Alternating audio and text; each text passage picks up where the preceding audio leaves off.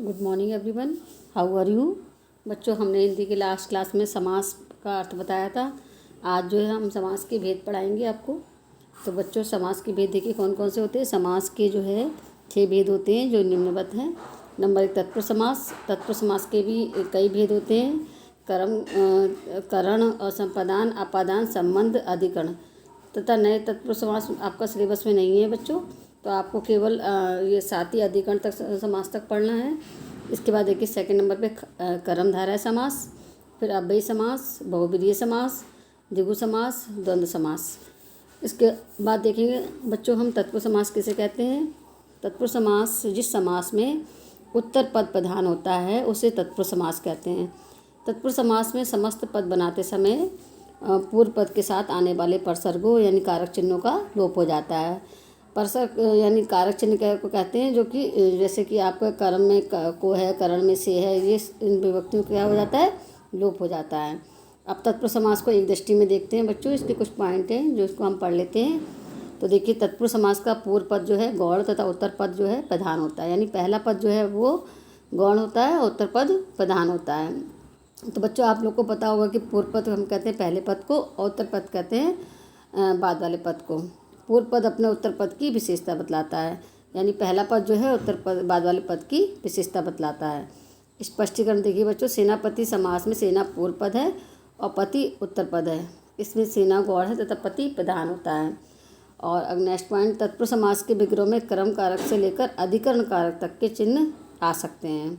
अब इसके बाद बच्चों ये जो नेक्स्ट पॉइंट है वो आपके सिलेबस में नहीं है, क्योंकि इसमें नए तत्पुरुष के बारे में बताया गया। हम इसके बाद अगला पॉइंट पढ़ेंगे कि संस्कृत में तत्पुरुष समास में कुछ ऐसे उदाहरण भी मिलते हैं जिनका समस्त पद बनाते समय विभक्ति चिन्हों का लोप नहीं होता था, लेकिन जब वे शब्द हिंदी में आए हैं तब से उनके विग्रह में कारक चिन्हों का प्रयुक्त होने लगे हैं तथा कारक चिन्हों के आधार पर उनका वर्गीकरण होने लगा। जैसे कि युधिष्ठिर में देखिए युद्ध में स्थिर, और ये अधिकरण तत्पुरुष समास है। सरसिज में सर में उत्पन्न, ये अधिकरण तत्पुरुष समास है। तो इसमें पहले क्या था कि जो है कारक चिन्ह नहीं थे, और बाद में जब संस्कृत में जब तत्पुरुष समास कुछ ये उदाहरण हैं जिनमें जो समस्त पद बनाते समय विभक्तियों का लोप नहीं होता था, लेकिन जब ये हिंदी में आए तो इनमें विभक्तियों का लोप होने लगा।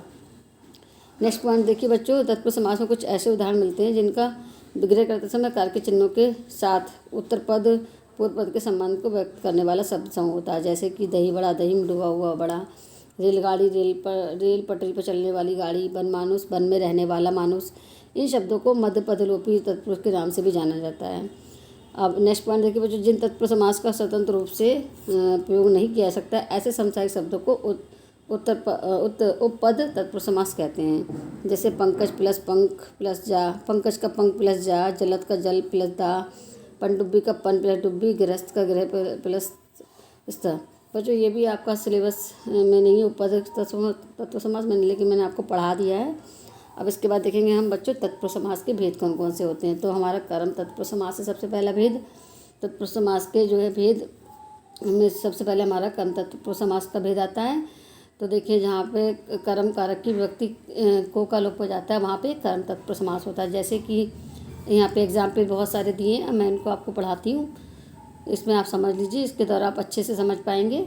जैसे परलोक गमन में परलोक लोक को गमन ये विग्रह होता है। तो यहाँ पे जो कर्म तत्पुरुष समास का जो ये को विभक्ति का जो है इसमें क्या हो जाता है, लोप हो जाता है। तो क्या बन जाता है, परलोक गमन। इसी प्रकार देखिए बच्चों और भी उदाहरण हैं। जेब कतरा में जेब को कतरने वाला, तो यहाँ पे को विभक्ति का क्या हो गया, लोप हो गया। तो क्या बन गया, जेब कतरा। ग्रामगत, ग्राम को गत यानी को विभक्ति का इसमें क्या हो गया, लोप हो गया। देशगत, देश को गत, को विभक्ति का लोप होकर क्या बना, देशगत। पद प्राप्त, पद को प्राप्त, को विभक्ति का लोप होकर क्या बन गया, पद प्राप्त। गगन चुंबी, गगन को चुमने वाला, तो को का लोप होकर क्या बन गया, गगन चुंबी।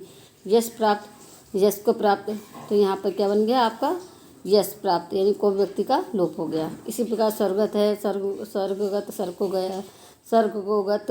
गृह कट, गृह को काटने वाला। सर्वभक्षी, सबको खाने वाला। मरणासन, मरण को पहुँचा हुआ। सुख प्राप्त, सुख को प्राप्त। ग्रहागत, ग्रह को आया हुआ। लोक अर्पण, लोक को अर्पण।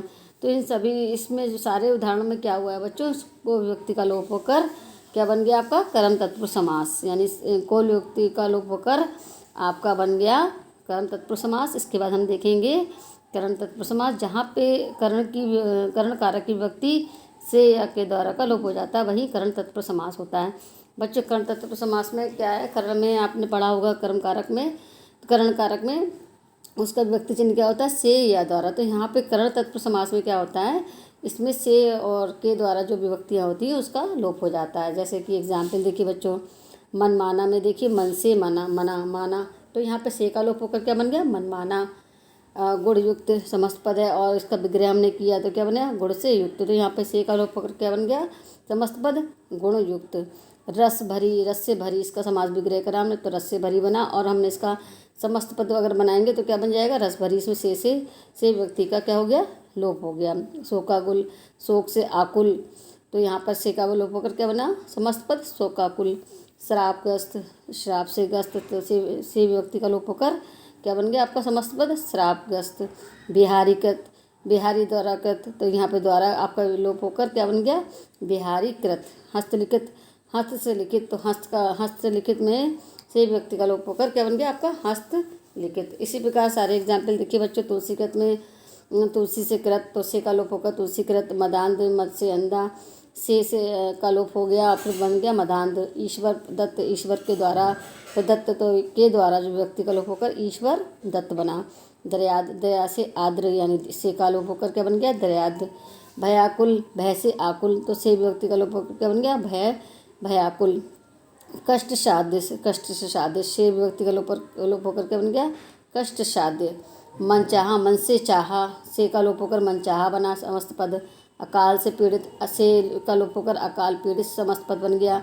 मस्त, इसका विग्रह किया, मद से मस्त, और इसका अगर हम समस्त पद बनाएंगे तो क्या बनाएंगे, मद मस्त, यानी से का लोप होकर मद मस्त बन गया। इस प्रकार नेक्स्ट देखिए बच्चों, रेखांकित, रेखा से अंकित, से व्यक्ति का लोप होकर क्या बना हमारा, रेखांकित।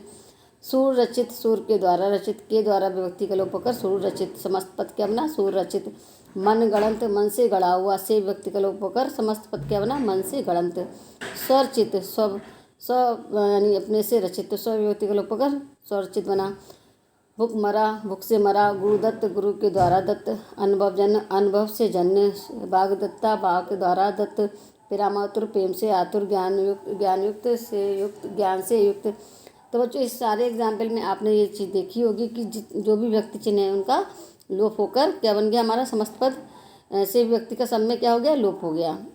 तो बच्चों मुझे ऐसा लग रहा है कि आप लोग को दोनों ही कारक जो है तत्पुरुष समास के दोनों ही भेद जो है आपको अच्छे से समझ में आ गए होंगे। फिर भी आपको कहीं लगता है कि मैम से दोबारा समझना चाहिए, कहीं आपको डाउट होता है तो आप मुझसे दोबारा भी पूछ सकते हैं। थैंक यू बच्चों।